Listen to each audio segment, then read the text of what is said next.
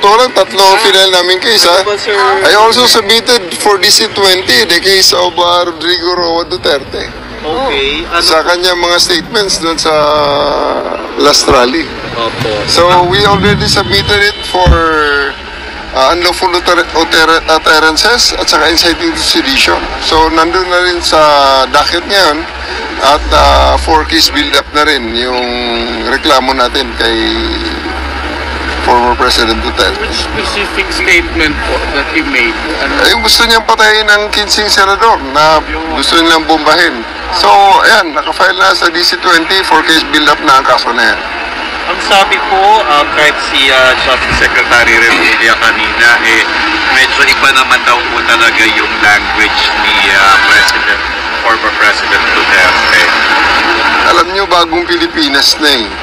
Hindi na pwede yung ganong mga statements na kinaumagahan, joke only na lang.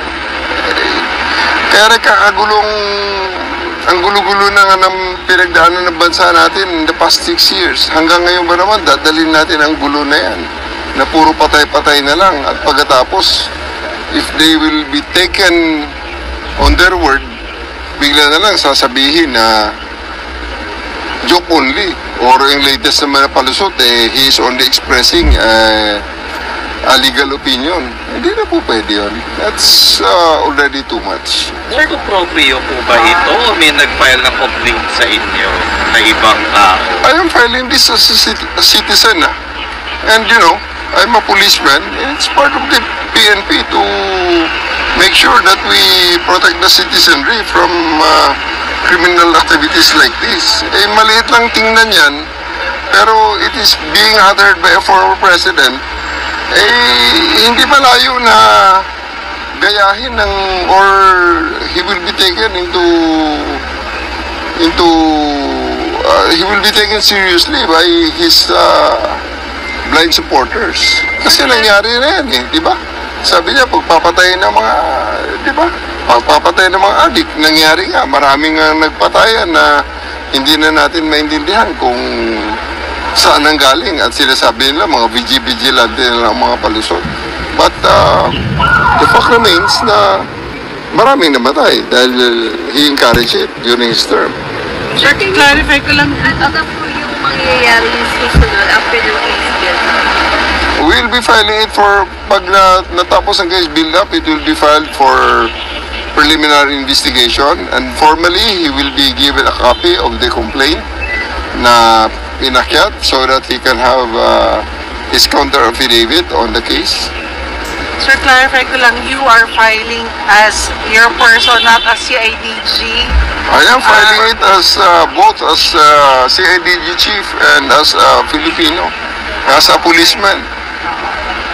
Because anybody can file that. So, hindi ko naman hihintayin kung sino pa.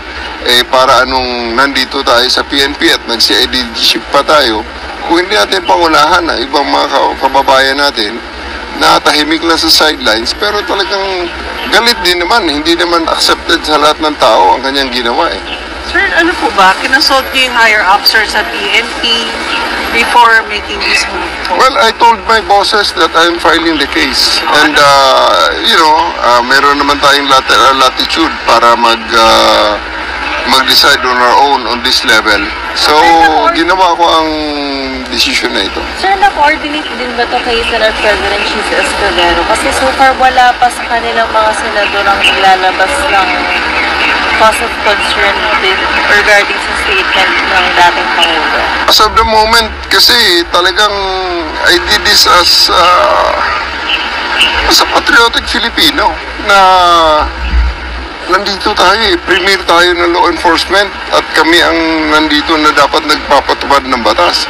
At kitang-kita sa harap namin, sa harap nating lahat, na ang batas ay nilalapastangan. So, we deem it necessary to file the case under the guidance of the Chief PNP. Would you suggest, sir, na yung mga senators who filed a complaint themselves, kasi sila rin naman yung directly will be endangered because of this? Depende na sa kanilang appreciation ang situation. Nasa kanila na yun, kung gusto nilang mag-file, they are most welcome to come to our office and file the complaint, they can contact us. We can send investigators to get their statements and we can file the case. Wala po bang political pressure ito given that the Vice President is in a similar situation with the filing of the NBI ng cases din? Alam nyo, hindi ito, this is beyond politics eh. This is beyond politics. Huwag nyo isipin na ito ay politika at ako'y ginagawa to para kilingan ang politika. Wala kaming politika dyan. Ang nakalagay dun sa statement ay maliwanag na enumeration ng mga violation of laws na nakasulat sa ating mga batas. Hindi po pwedeng lapastanganin lang yun ng ganun-ganun na lang. Lalo na ng isang tao na palaging nasa limelight at palaging nagbibigay ng kung ano-anong mga assurances na at the end of the day, pag nangyari nga, ay bigla na lang iiwanan ang kanyang mga pinangakuan. Sir, for grave threats din po ba? Sa ngayon, ang sa amin is unlawful utterances. Nasa case build-up ngayon yan, kung gustong dagdagan ng DOJ ang kanilang mga nakikitang mga kaso. Walang sedition, sir. Unlawful utterance. Meron kaming, may pinafinal ako, inciting to sedition.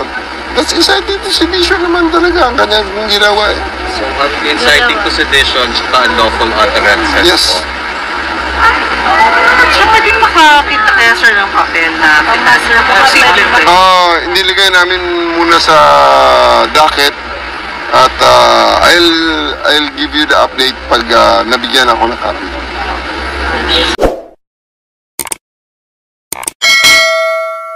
Welcome to Team Sam TV, your channel for the latest news updates.